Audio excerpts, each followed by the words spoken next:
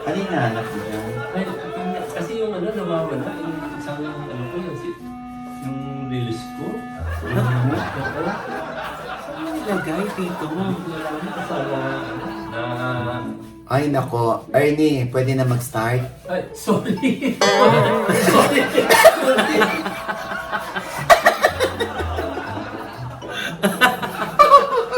Okay na ba, Ernie? Pwede ka ng ano? Kami na, pwede na. O, tilang. Ano ba yan si Ernie? Nahuli na naman. Pero, hindi kulong. Ayan. Kasi nga nasa Amerika, walang huli yun. Andito pa rin kami sa New York. Ayan. Hello mga ka! Dito po ang inyong mga lingkod. Ito ba si Mama Noy? At ito naman po si Papa Osin Ordonez. So, ano pa nga ba ang lagi niyong inihirit sa amin? Ichika mo na, dali. La la la la la la la la. Ichika na namin, dali. Nasa ano na tayo, no? Paalamanan na, pero Yes. not necessarily hindi na kami babalik. Babalik kami dito sa New York. Yes! No? Grabe. Mamimiss natin sila, pero Yes. we shall return. Naku, we shall return! Yes, so Oo. pabalik na po kami ng Maynila at this Yes. point. At this point, gusto mo yun? Oo, syempre, ang ating pasasalamat kay Maring Rose Santos ng White House Cares. Thank you so Na siya much! nag-imbita sa atin dito, no? Yes, at saka sa lahat ng mga Pilipinong nurses na nasa kanlungan niya. Wag gusto mo yung kanlungan? Oo, alam mo, yung karamihan sa kanila ay galing din dito. Mga napanood tayo Mga sa napanood showbiz tayo update, oo. at pinagkatiwalaan ang Yes. White House Cares para sa kanilang future. Yes.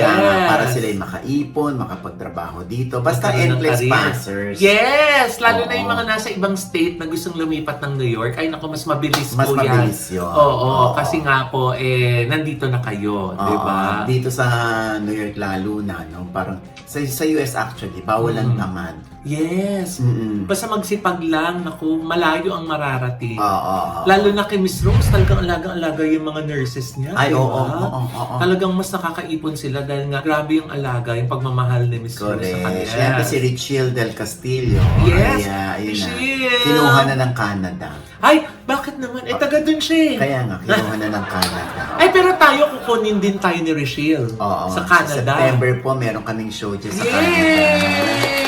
May series of shows po kami dyan. Kasama si Josa Poco, tsaka si Mrena. Yay! Abangan niyo po ang OGD Showbiz Update team dyan. Lilipad ang ating team. Siyempre, kasama rin yata dyan si Alaska Poet, si Ay! Olivia. Di ba? Ay! May production Kasama number siya. din Oo, sila? Oo. Sasayaw ng Mamang Sorbitero. Ha? Di ba? Parang kay Tita Mary Ann yun. Signature move na yun, Tita Tita Mary Meron, kasama Ann. rin namin dito sa New York. Na-miss niya tayo. Kasama si Tita Etchi at si Imenchi. Na-miss niya tayo kaya sumunod siya agad Sumunod. dito sa New York. Kaya ayan o, Agad-agad. lunch kami sa bus. Yes, nag-bus tour tayo, di ba? Ayan Ang o. bongga. Ay naku, sobrang memorable ang aming stay dito sa New York. At Yes. doon din sa LA, nung Yes. nag-stay tayo doon. At dito din na sa New York, naku, na-meet natin yung Consul General of the Philippines for New York. Si Consul General Senen Mangalile. Yay! Thank you, sir! Naku, it's an honor po to meet you. Maraming salamat po, sir, ha? Yes. At syempre- Ano pala, Nay? Oh. Yung Independence Day, sincelebrate nila dito sa New York ng first Sunday of June. Di ba tayo? June 12 ang Oo. So every first Sunday of June, para palang piyesta dito, sarado yung Madison Street. Oh. Tapos may mga float na may mga artista. Oh. Sabi ni Sir, baka may purpose kaya tayo nag-meet. Baka next year, mali mo. Yes. Ma-invite namin kay ni Oji Diaz. Oo naman. Sabi ko, go tayo dyan! Conjen! Di ba? Makakakalad ka rin din kami. Sa libre pamasahe. Di ba? Ayan, at syempre patuloy-tuloy tayo sa ating balitaan. Yes! Naku, Nay, Oo. speaking of global, Oh, why? tayo nga yung nakadalo dyan, Nay, dun sa grand launch ng display window ng Design Philippines kung saan showcase po yung mga pieces of furniture na gawang Pilipino na talaga namang truly global, world-class talaga yung ano ng mga Pinoy. Kaya thank you so much, Consul General Senen. And Jed Yabo, thank you so much din. Ating furniture designer friend. Ay, Nay, teka lang. Nabanggit ko kanina yung global.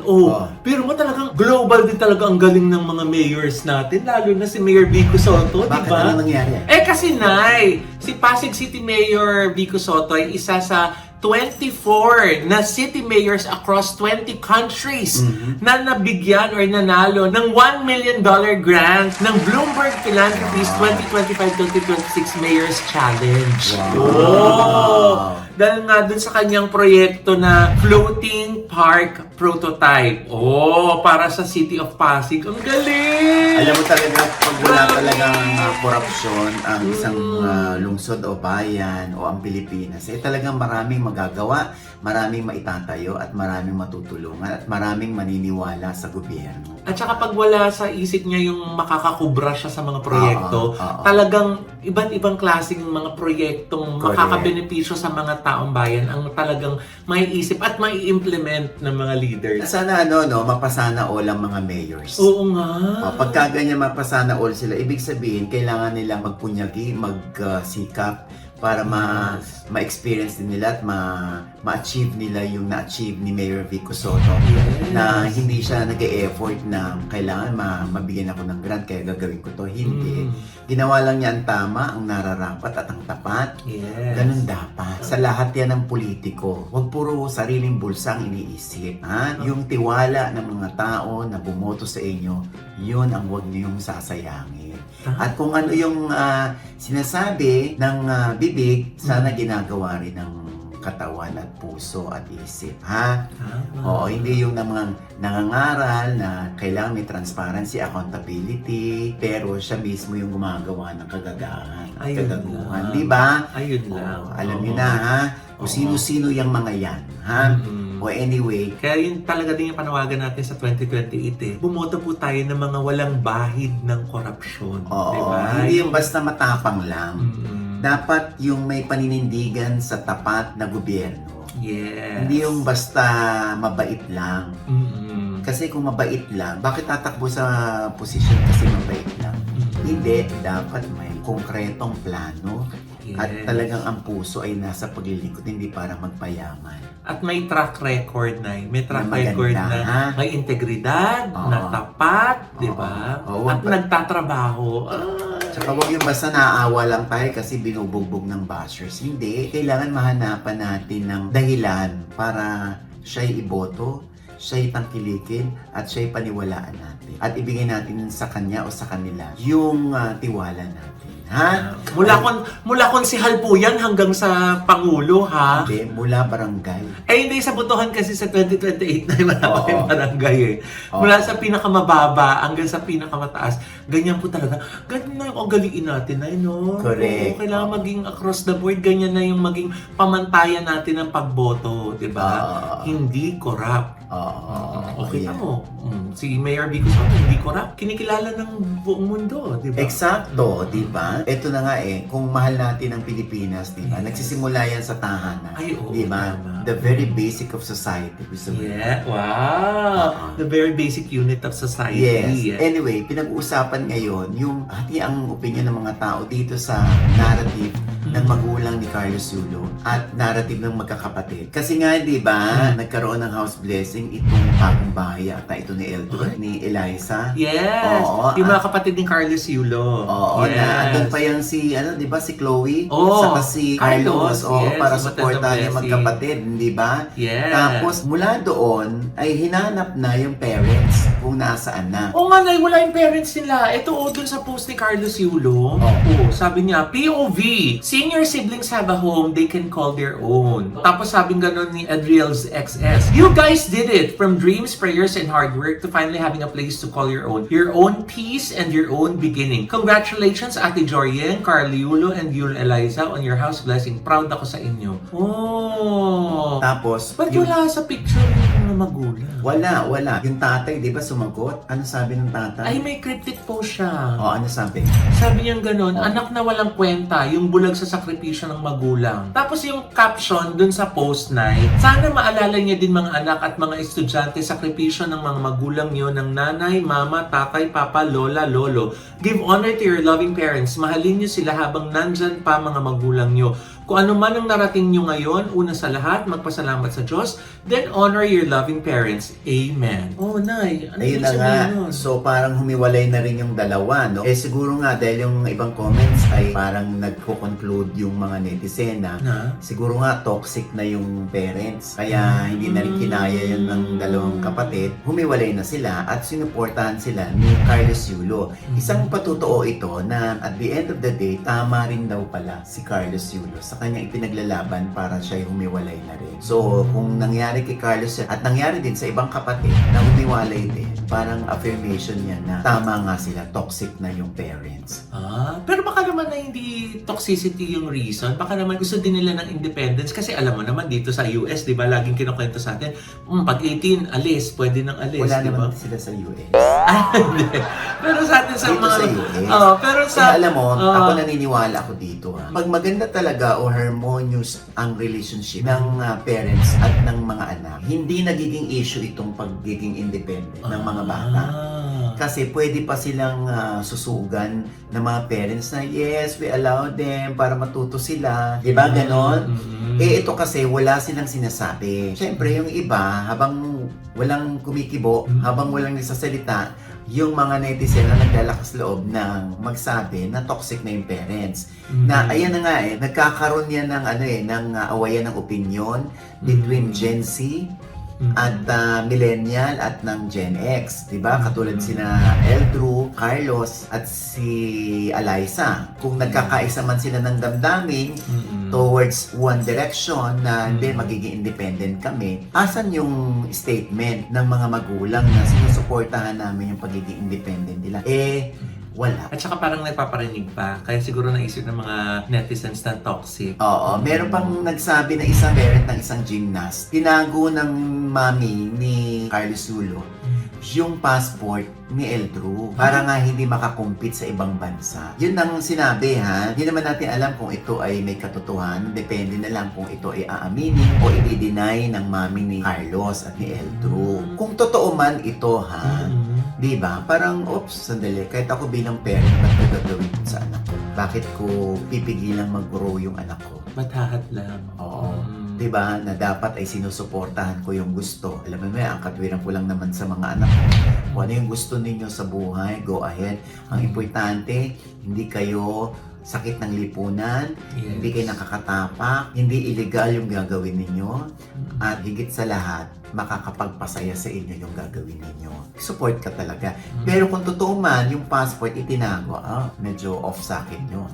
Sandali naman. I'm sure Pero, hindi lang sa atin, maging sa ibang parents na, oops, sandali, bakit mo pipigilan yung anak mo mag-grow? Mag-compete? Oo, di ba? Ibabandera pa naman niya yung Pilipinas dun sa competition. Kaya, pero teka lang, parang 18 years old na yata tong si hindi pwede na siya mag-apply ng sarili niyang passport. pwede na siyang magdesisyon para sa sarili niya kung gusto niya. Baka kaya kumuha na siya ng sarili niyang bahay. Ayun na nga, siguro ganun. Parang mga anak ko, nakasiksik pa rin sa akin. Hindi ano yun Kung baka sa akin, parang medalya ko yun gusto pa rin ako ng mga anak ko nakasama. It's a give and take relationship at alam mo yung understanding mo sa mindset ng mga Gen Z. Yeah. Diba na porke Gen X ako, porke matanda ako, porke ako tatay niyo, ako lahat. Ang masusunod hindi. Kailangan makuha mo rin at marinig mo rin yung opinion ng mga kabataan sa panahon na yun. Yes! Iba din kasi talaga na yung ang pero hati yan panahon ngayon. Hati yan Alam mo naman yung mga old school, di ba? Mga old fashioned bagets nung araw, di ba? Parang sa kanila, kahit isilid ka sa sako, kahit paluin ka ng bakil ng sinturon, at the end of the day, nanay mo yan, tatay mo yan, Correct. dinidisiplina lang kami. Old school yun Yung iba parang, oops, sandali, hindi, dapat bigyan nyo pa rin ng respeto, ng kortesiya yung parents nyo. Yun nasasabihin sa mga batang yulo. Di ba? Anyway, ang hirap naman din naman mag-opinion tayo rito kasi kung bumabase lang tayo sa mga napapanood natin Yes. at sa nakikita nating post, di ba? Tapos hindi natin naririnig yung kabila, Correct. di ba? At higit sa lahat, hindi naman nila tayo kasama dun sa bahay. Oo. At hindi natin alam kung ano nagaganap doon sa loob ng bahay, di ba? Ito naman, medyo nag-cross na sa boundaries niya. Sino? Yung mga 18. Yung mga 18. Hindi naman lahat ng 18, ano? O baka mag-react yung iba, ha? Kasi nga, syempre, Linawin mo yan, linawin Oo, mo yan. hindi ko nilalahat. Oo. Medyo lumampas sa saguhit yung ibang fans. Aware kami na kami ibinabash ninyo, walang problema yun. Ha? Ang importante sa amin, hindi nyo kami kilala ng personal.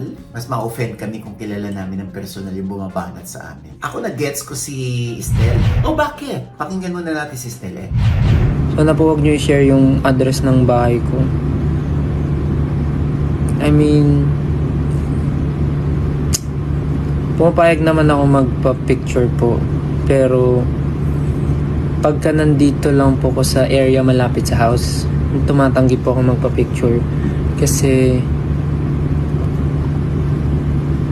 parang hindi po ako comfortable na I mean, kahit sabihin naman na hindi upload, parang na ano ko, na paparanoid ako na baka, alam mo yun. I mean, alam ko naman na hindi naman naabot sa ganun, especially pag 18. Pero, ayun lang siguro yung mga nan-nego ko. Nan-nego. I mean, pagka nakita nyo yung bahay ko, or alam nyo kung ano yung address ko, yung kulay ng gate ko, sana, pag sinabi kong no picture, sana maintindihan. Kasi naman, di ba? Alam mo, noon, nung wala pang camera, talagang ang mga fans ay pupunta sa bahay ng artista. Katulad ko, pupunta ko Yes. sa New York, Cubao, Yes. para lang abangan si Aga Mula. Correct. Pero, hindi yon issue ng stalking. Kasi, wala kami ibang venue para puntahan si Aga, kundi sa bahay, sa harap. Hindi naman para pumasok kami doon, para i-invade namin yung privacy. Hindi, nag-iintay lang kami sa labas ng gate. Nung mga araw na yun, Doy, wala naman kami mga camera. Sokmed. Oo, wala namang sockmed doon. Papapicture ka, lalabasin ka lang ng artista sa harap ng bahay. Pero, Dudungawin ka lang. oo, di ba? wala naman nagpo-post na dito nakatira si Aga Mulak. Kanya, kasi wala naman sockmed nung araw. Correct. Ngayon, iba na. Mm. Siyempre, yung mga tao, may iniingatan at inaalaga ang mga privacy. Tama. So, dapat ibibigay natin yon sa kanila. Lahat. Generally speaking, o baka naman Yes. mag-emote na naman yung ibang 18. Oo. Generally speaking, dapat ganon. Even the phone numbers. Yes. Siyempre, may tinatawag tayong Data Privacy Act at saka yung Yes. Safe Spaces Act. Yes. Diba? Na dapat ibinibigay natin sa mga personalities, lalo na sa mga hinahangaan natin. Hindi ito maintindihan ng mga fans, ng mga artista na sobrang diehard, sobrang head over heels doon sa kanilang iniidolo na kahit picture lang ng bahay, may picture kami kahit hindi namin makita yung idol namin. Basta araw-araw pupunta kami dyan sa harap ng bahay. Siyempre, bigay natin sa kanila yon. May mga lokasyon naman, may mga pagkakataon naman na nagpaparaya ang mga artista. Tama. Pero yung kanilang bahay, huwag niya man kukunan. Huwag niyong isi-share. Huwag Yun niyo yung isi-share pinapakiusap yung ni info. Stel. Yung for security reasons, di ba? Kumbaga kung alam mo na, o di sa'yo na lang. Correct. Huwag mo nang i-broadcast sa buong mundo na ang galing-galing mo, ikaw may picture ng bahay ni Stel, di ba? Na ipinost mo. Oo, kasi- Hindi mo naisip na, paano kung dumugin siya ng ibang tao? Paano kung may mga masasamang may intention sa kanya? Di alam na agad kung saan siya pupuntahan. Oo, di ba? Diba? Sus ko, yung Google Map nga, di ba? Meron ng mga, yung di mo alam saan nanggagaling yung camera, pero yung search mo, nakikita mo yung Oo. bahay mo, yung bubong ng bahay mo. Di ba? Di ba nakakatakot na sa mga panahon ngayon, kaya may mga ganyang batas. So dapat igalang natin yun. Hindi lang sa mga 18s, no? Hindi lang sa mga fans, no? Sa lahat. Yes. Alam mo, kahit nga magkakaaway, hindi naman binobroadcast yung phone number eh. Tama. Hindi binobroadcast yung mga address eh. Kasi alam naman nila na pwede silang mademanda. Sana irespeto natin yung boundaries ng mga artista. Hindi lang kay Estel, sa lahat. Yes. Kahit Kung hindi artista. Kung mahal natin sila, alagaan po natin sila, di ba? Oo. Kung talagang mahal natin sila. Kasi ayaw nyo naman ma-compromise po yung kanilang safety, yung kanilang security, di ba? Correct. Ayaw nilang mapahamak din sila. Gusto Tama. niyo ba mapahamak yung mga iniidolo niyo? Siyempre, hindi. At saka syempre, di ba, pagdating mo sa tahanan mo, gusto mo magpahinga. Eh kung magkakaroon ka ng stress at anxiety na ang daming tao sa labas, Correct. or meron na pala mga umaaligid na hindi mo alam na masamang loob, di ba nakakadagdag sa Oo. yung pagkapraning? Nakakapraning Oo. yun eh. Oo. Di ba maraming ang nagsasabi na huwag kang mag-video kahit mga kwarto mo. Kasi di ba, naaaral nila yan pag gagawang kanila ng kagagahan. Yes. O, kaya behave na tayo lahat hindi lang 18s, kahit mga blooms, Mm. kahit yung mga, basta yung mga head over heels sa kanilang mga iniidolo, isipin natin yan, ha? Kesa naman magalit sa inyo, tapos bigla kayo matuturn up sa idol nyo, kasalanan nyo rin naman. Katulad nito, Loy, wala namang kinalaman yung nanay, pero pinutakting, nilusob ng mga bashers, ng mga followers ni Rosmar yung page ni Janice de Belen para ipamukha kay Janice na yung anak mo, si Ina, ginanito si Rosmar, Ay. tapos sasabihin pa nila si Ina na POK. Ah? Tapos, alam mo yung nakapagpa-trigger pa doon na Ay, teka. Saan ba nagsimula yan? nagsimula lang naman to sa lagnat tapos naging tigdas. Uy, teka lang! May tigdas si Rosmar? Ano to? Hindi. Ano? Yun nga. Kasi nga, di ba, napagkamalang si Rosmar si Ina. Oo. So, parang si Ina, hindi ko kilala yun. Oo. Tapos, nung na-research niya na, Mm-mm. ayun na nga sinabi, huwag niyo naman ako ikumpara doon, something like that. Tapos, may EO. Oo, may sa EW. dulo. Ito ay nakarating sa kaalaman ni Rosmar. Mm. Kaya naman, si Rosmar ay inatake rin itong si Ina. Ano sinabi ni Rosmar? Ay, ako din na yung nag-research. Eto Oo. nga na yun, sabi Ano ni sabi? Rosmar. Oo. Oh. Kung maka-ew ka naman sa akin, mas mukha ka pang ang mom of 3 sa akin. At kung makasabi ka din na di mo ko kilala, mas di kita kilala. Saan ka lumabas? Yung yan naman ako sa 30 million total followers ko. Kala ko di mo ko kilala. Pero sasabihin mo ko ng ew at nakakabuisit? Okay lang sana na di mo ko kilala, pero anong ginawa ko sa'yo? Para sabihin mo ko ng ew? Starlet na di pa nga sikat, attitude na agad? Weh! Sabi niya ganon. Napasearch tuloy ako. Di ko rin siya kilala, pero Filipina actress na kalagay. Ha ha ha ha!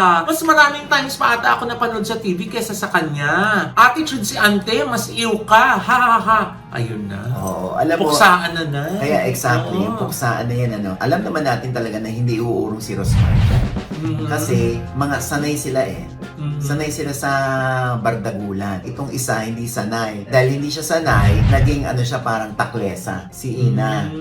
Na nasabi niya yon nadukot, di ba? Siyempre, kinunek siya, anak ni Janice, anak ni Jan Estrada, kinunek na doon. Kaya tinan mo naman, ano namang sinasabi ng followers ni Rosmar, na POK si Ina, Ay, yung iba parang copy-paste na lang yung mga comment. O, dumating na tayo sa ganyan. Parang troll? Oo, ganon. Oo. Copy-paste, oo. Tapos si Janice, ganon din. Iisa lang ang mensahe nila. Talagang pinapakalat nila ito na si Janice ay minura pa nila. Dumating na tayo sa ganyang point. Oo nga. Sabi Ano ni kinalaman, Rosmar, Miss Janice? kaya nga okay, dead man na, huwag niyo kasi maliitin ng Rosmar Warrior. Iba ako ipagtanggol ng mga yan. Top fan, mag-ingay. Sinong gusto ng 1 tiyaw? Anong wishlist mo? Tutuparin natin. Kaya yun namang payabangan sila ng comment against Ina. Kaya dumating na sila sa point na libelous na. Bad yun. Alam mo, ito yung nagre-reflect sa inyong iniidolo, ha? Yung ganyan na una nandadamay kayo ng hindi kasama sa issue. Alam naman natin na pag kinurot mo ko, huwag kang umasa na ang ganti ko sa'yo kurot din. Pwedeng sapakin kita. Tapos sasabihin mo sa akin, kinurot lang kita, ba't mo ko sinapak? Ba't ka mamimili ng ganti? Ikaw na una. Ganon yan, di ba? Kaya lang, lumampas na tayo sa guhit ng kagandahang asa. Diba? Sana, pinangaralan nyo na lang ng maayos si Ina kung siya man ay nagkamali. Para may mga fans si Rosmar na marunong mag-isip. Kaso paano kung yung idol nila yung nagpa-contest ng pagalingan Yan na nga. Diyos ng ko. comment? Oo, wala. Sanay si Rosmar sa bardagulan. Kasi talaga namang noon pa, bumabardagul na si Rosmar. Diba? At ayan na nga ang ganti niya kay Ina. Pero kung ako si Ina, dead ma. Ako feeling ko lang ini-enjoy nila yun. Pag sinagot mo pa yan, sasagot pa si Rosmar. At ini-enjoy yan ng ibang influencers, yung ganyang tirada na, ay, gumante! Ay, sumagot! Sagutin din natin para humaba. Ako ay biktima ng mga ganyan. So, yung iba nag-ano pa sa akin, tinatag pa ako. O di binablock ko lang. O di nire-remove tag ko lang. Ito yung mga ayaw sa akin at yung mga ayaw sa opinion ko, at okay lang naman mag-opinion kayo, pero para lumampas kayo sa guhit, hindi, ibablock ko kayo. Ganun lang ang usapan sa SOCMED. O bakit ko ipararamdam sa inyo yung galit ko kung hindi naman kayo karapat-dapat ng galit ko. Kasi siguro rin nga medyo na-hurt din si Rosmar dun sa EO, dun sa AEW. Kaya rin napaganyan yung kanyang reaksyon. Pero yun nga lang kasi, dahil 30 million yung followers niya, kaya medyo damang-dama mo yung reaksyon niya. Oo. Ayan, tinan mo yan. Ako hindi na ako magtatakaloy kung yung mga fans ni Rosmar, naman tayo, bardagulin naman tayo dito sa comment section. Dito natin malalaman kung gaano katatalino, kung gaano kabobobo ang mga fans. Kung paano nila ipagtanggol ng may dignidad at ng may talino ang kanilang iniidolo. Magbabalik po ako. Teka lang, hindi yung update to. Sorry. Basta yung ceasefire na dapat yan. Kung ako yung manager, deadmahin mo na. Tama na yung unang. Hindi mo ba siya, papayuhan kung mag-apologize siya para dun sa your remark niya? Kung gusto niya mag-apologize at makakaluwag-luwag sa kanyang kalooban at makakahinga na siya ng maluwag na kung mag-apologize ako at titirahin niyo pa rin ako, ang importante na kapag-apologize ako. Tama. Di ba? At hindi rin naman natin alam, baka mag-apologize si Rosmar kung mag-apologize si Pag tinanggap niya. hindi ba? Ganun lang naman yun. Diyos Pero ko. ang importante sa bandang huli, Sana magkaayos. ayun, di ba? Yan ang maganda. Magkaayos na kayo. Love na lang, di ba? Oo. Alam mo, parang naalala ko bigla si Ralph De Leon. Bakit? Yung pagkapahiya niya, na ilang beses nasira yung mic niya. Oo. Pero sa Facebook, di ba? Tinan mo, yung mga, naging meme na yung tonight. Oh, ayan, oh. Tonight, we have witnessed Filipinas who have stepped into their power and owned their story.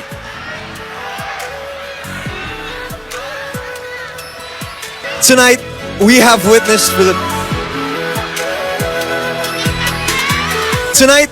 witnessed Filipinas who have stepped into their power and owned their story. Tonight,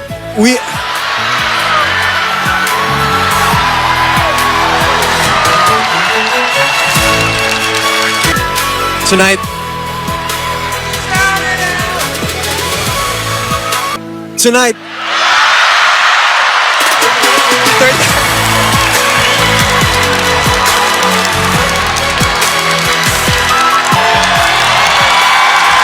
Alright, ladies and gentlemen, fourth time is the charm. Tama. Ibig sabihin, narinig sa Facebook, online, pero hindi narinig doon mismo sa Coliseum.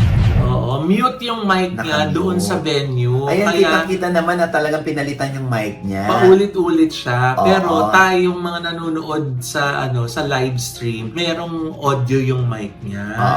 Siyempre, paano naman nga niya itutuloy kung hindi niya naririnig at hindi naririnig ng live audience yung sinasabi niya. Correct. Kaya paulit-ulit siya. Ganun pa rin nangyari. Oo. So, Kawa naman. hindi yun kapalpakan ni Ralph De Leon, Oo. no? Yung iba binabash, nahusgahan agad siya. Hanggang sa marami nang maglabas ng resibo na talagang sira yung kanyang mic or Yes. walang naririnig, di ba? Yes. At with grace pa rin at nakangiti pa rin si Ralph, di ba? Kahit alam niya sa sarili niya napapahiya na ako rito, pero Grace under pressure. yes, Diba? oo, di ba? Kaya lalong maraming nagmahal kay Ralph. Diba? Oo, na parang love siya. Oo, kaya lang nga, napansin ng mga tao si Jonas Gafford. Ay, may nakakuha ng May video nakakuha na eh. parang, hinampas ba niya yung nandun sa harap niya ng cellphone? Hinagis daw na yung phone. Pero parang AI. Parang biglang nawala yung phone. Hindi naman AI yun. Yung mga reaksyon ng mga tao doon at kilala pa yung mga tao doon, mahirap i-AI yun. Oo, ito. Sabi ko sa kanya, sinang hinampas mo doon, Mare? Sabi niya, wala yung table. Kasi naaawa na ako kay Ralph. Pero sino yung nasa harap mo? Sabi ko, ay hindi ko na maalala. Basta assistant ko yun for sure. Siyempre, alam mo, kung ikaw yung namamahala, hindi ba? Ikaw yung tarantulya, Yes. ikaw yung tensyonado, lahat ng problema sa'yo darating, Yes. lahat ng tensyon, yung mga concerns, sa'yo yung ibubunton. Hindi natin maalis yan, yung ganyan na kahit sabihin niya pang ang tagal-tagal niya na sa industriya ng pageant, hindi pa rin siya sanay. May mga ganun talaga.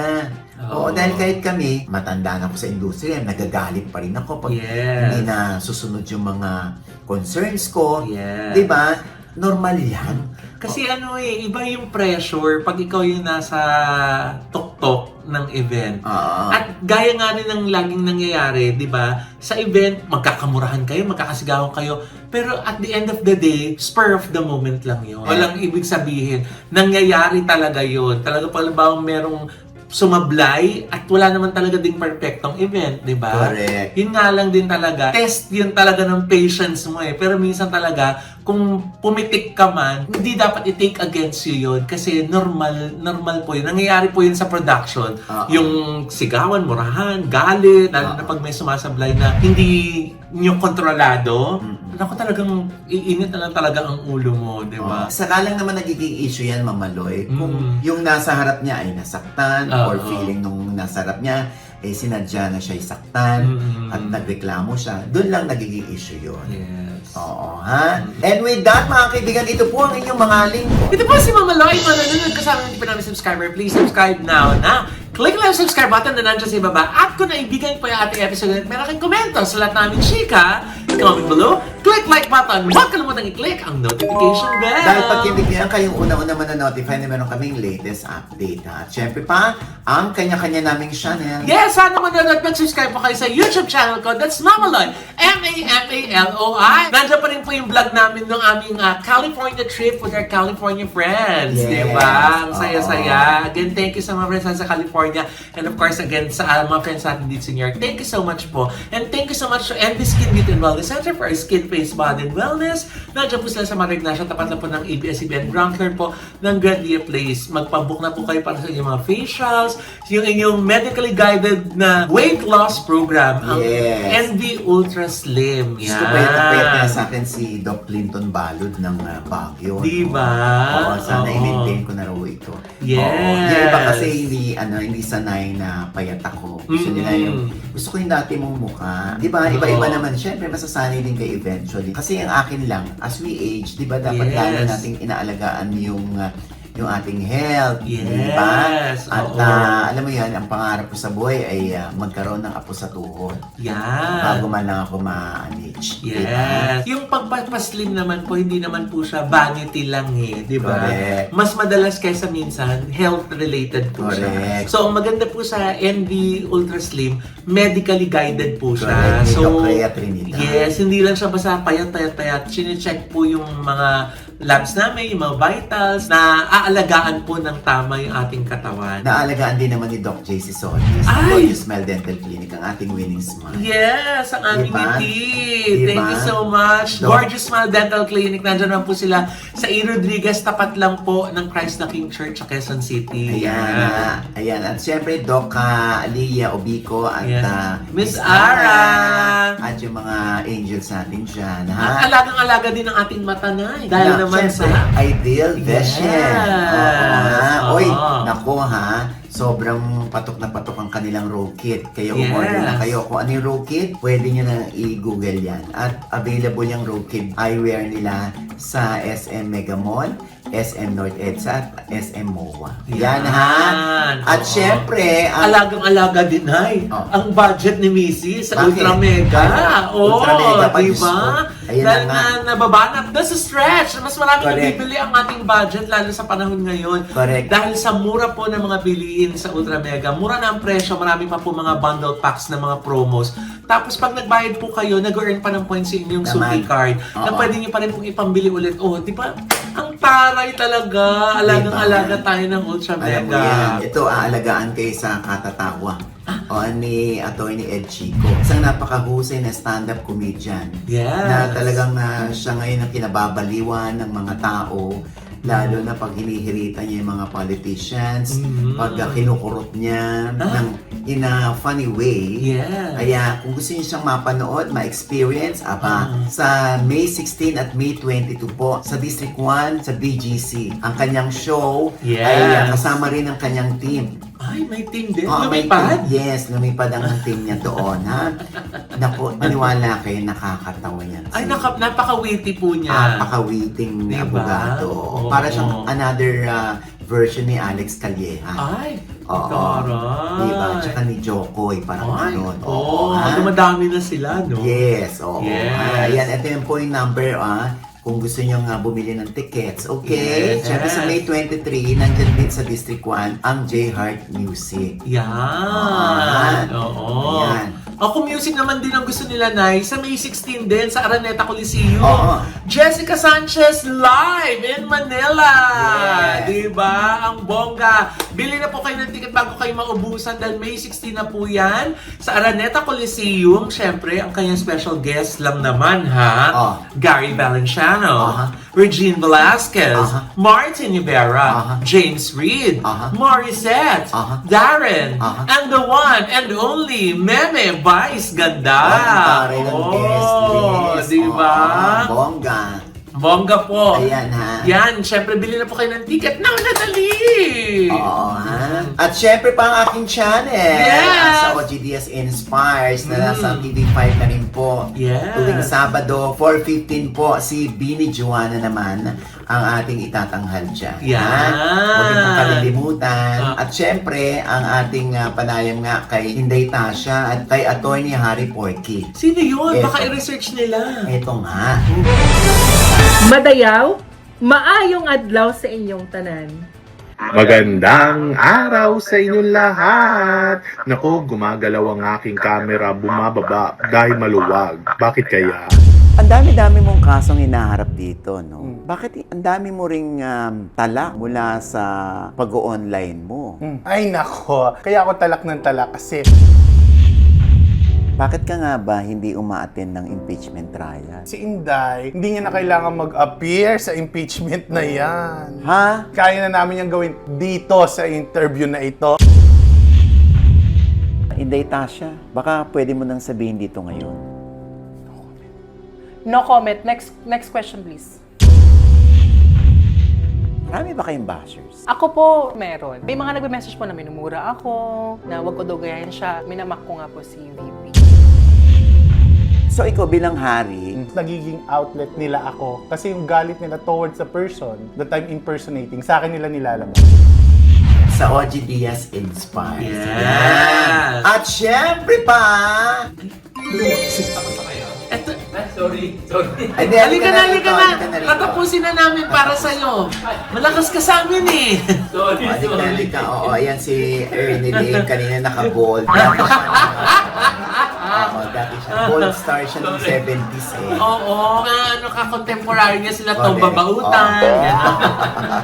At syempre pa, ito pa rin po niyang lingkod, Papa Osin OG Diaz na lagi nagsasabi at nagpapaalala sa inyo na sa tuwing gigising po tayo tuwing umaga, huwag na huwag po tayong makakalimot na magpasalamat sa Panginoon dahil tayo kanyang ginising. Ibig sabihin, may mission pa rin po tayo sa buhay. Sabay sabing, Every gising, it's a blessing. At ano pa nga bang laging yung inihirit sa amin? Sigaw mo na, dali. La la la la la la la la. Ichika mo na, dali. Isa pa. La la la la la la la la. Ichika mo na, dali. Ayan. Parang ni Ernie. No. Diba? Ba't ka ba pumasok? Kasi parang pasok ko to. Ay, grabe. Hindi